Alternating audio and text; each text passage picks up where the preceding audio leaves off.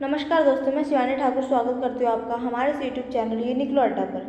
आज हम बात करने जा रहे हैं राजनीति विज्ञान के एक अन्य महत्वपूर्ण टॉपिक के बारे में, जिसका नाम है मौलिक कर्तव्य, जो कि हमारे संविधान में भाग 4A अनुच्छेद 51A में मेंशन है। इनकी संख्या टोटल 11 दी गई, जो कि भारत के प्रत्येक नागरिक को समान रूप से दिए गए हैं। इनका पूरी तरीके से पालन करना भारतीय नागरिक के हित में होता है। तो आज के हम वीडियो में यही जानेंगे कितने प्रकार के हमारे मौलिक कर्तव्य हैं, क्या क्या दिए गए हैं, उनका क्या महत्व है, क्या क्या विशेषताएं बताई गई हैं, उसमें क्या क्या आलोचनाएं हुई हैं और उच्चतम न्यायालय के क्या विचार रहे हैं इन कर्तव्यों को लेके, और एंड में देखेंगे निष्कर्ष। तो चलिए स्टार्ट करते हैं बिना टाइम वेस्ट किए अपने आज की इस वीडियो को। These are the main topics. मौलिक कर्तव्यों का क्या अर्थ होता है, इनकी सूची क्या है, इनकी क्या क्या विशेषताएं होती हैं, इनका महत्व, आलोचनाएं क्या क्या की गई हैं और उच्चतम न्यायालय के क्या विचार रहे हैं, एंड में कंक्लूजन। मौलिक कर्तव्य भाग 4A अनुच्छेद 51A। मौलिक कर्तव्य वे नैतिक दायित्व हैं जो भारत के प्रत्येक नागरिक को संविधान द्वारा सौंपे गए हैं।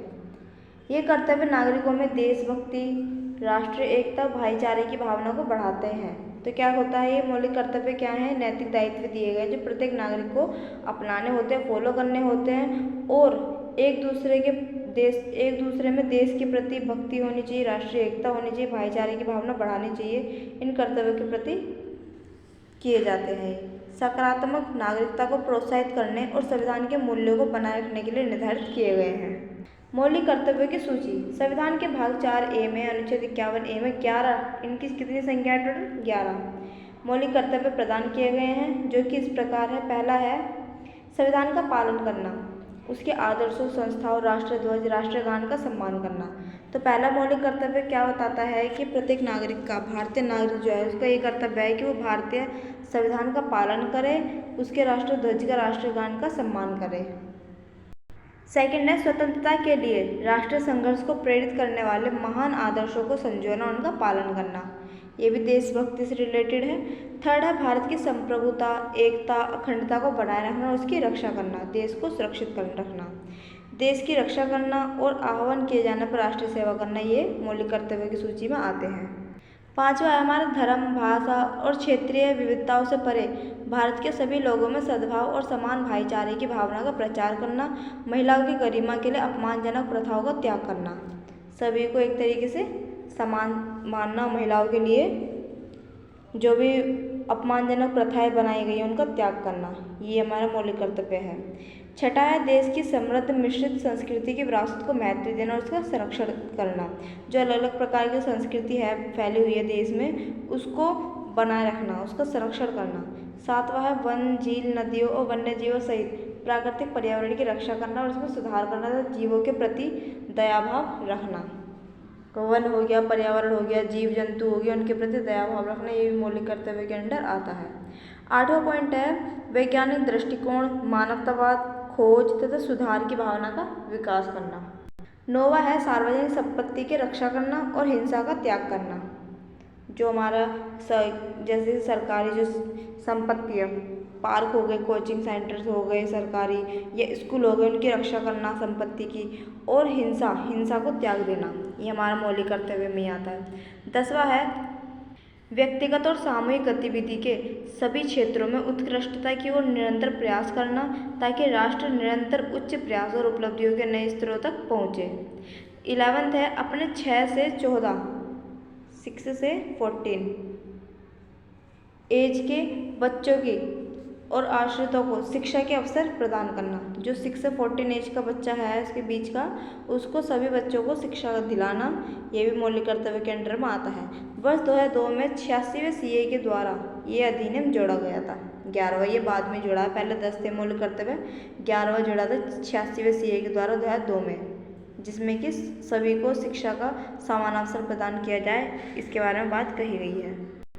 आइए अब जानते हैं मौलिक कर्तव्यों की क्या क्या विशेषताएं होती हैं। तो मौलिक कर्तव्य दो प्रकार के होते हैं। पहला होता है नागरिक कर्तव्य, दूसरा होता है नैतिक कर्तव्य। तो नागरिक कर्तव्य कौन से होते हैं? जिसमें संविधान, राष्ट्रीय ध्वज, राष्ट्रीय गान का सम्मान करना बताया जाता है, ये वो नागरिक कर्तव्य होते हैं। और नैतिक कर्तव्य होते हैं स्वतंत्रता संग्राम के महान आदर्शों को अपने हृदय में बनाए रखना, ये हमारे नैतिक कर्तव्य हैं। सेकंड विशेषता है मौलिक कर्तव्य केवल भारतीयों को लागू होते हैं, जैसे कि विदेशी होते हैं और भारतीय नागरिक होते हैं। तो जो मौलिक कर्तव्य दिए गए केवल भारतीयों को ही प्राप्त है। ये कोई विदेशी भारत में आकर रहेगा तो उसको मौलिक कर्तव्य नहीं दिए गए। जबकि मौलिक अधिकार जो होते हैं, जो हमारा फंडामेंटल राइट है, वो विदेशी और नागरिक दोनों को लागू होते हैं, जबकि मौलिक कर्तव्य केवल भारतीय नागरिकों पर लागू होते हैं।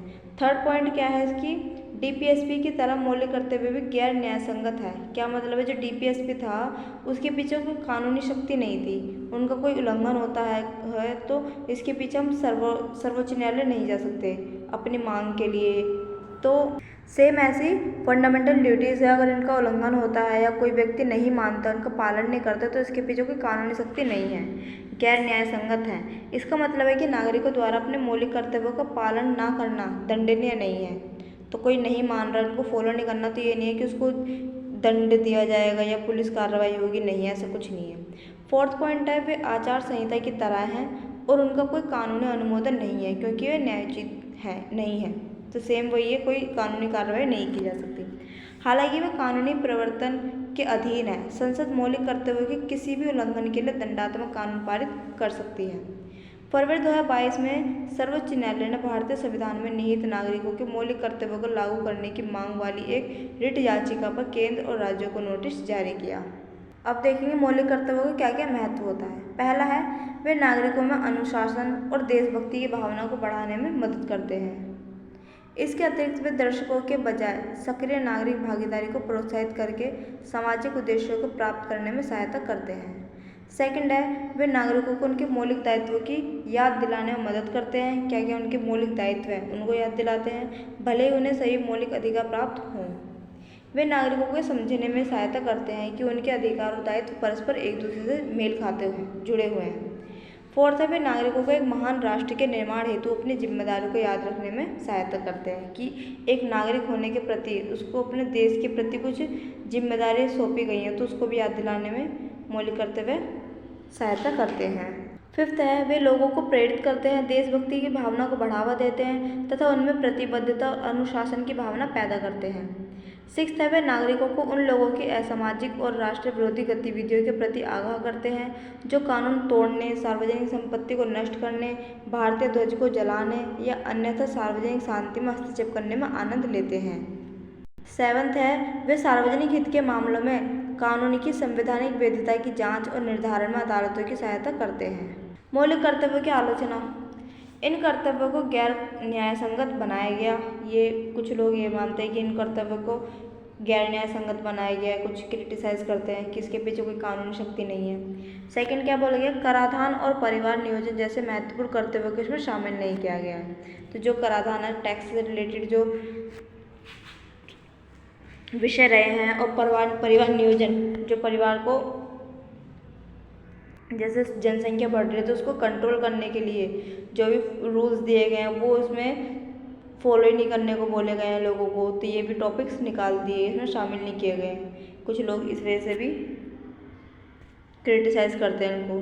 थर्ड है कुछ मौलिक कर्तव्य अस्पष्ट हैं जिसे आम नागरिक के लिए समझना कठिन हो जाता है कि व्यक्तिगत और सामूहिक गतिविधि के सभी क्षेत्रों में समृद्ध विरासत, मानवतावाद, उत्कृष्टता और समग्र संस्कृति का क्या अर्थ है। तो कुछ लोग एक क्रिटिसाइज करते हैं कि मौलिक कर्तव्यों में कुछ वर्ड ऐसे हैं जो अस्पष्ट हैं, जिनका कोई अर्थ निकाला नहीं जा सकता, लोगों की समझ से बाहर है। फोर्थ क्या? कुछ आलोचकों का तर्क है कि ये मौलिक कर्तव्य हैं जिनका लोग पालन करेंगे भले ही संविधान में उल्लेख ना हो।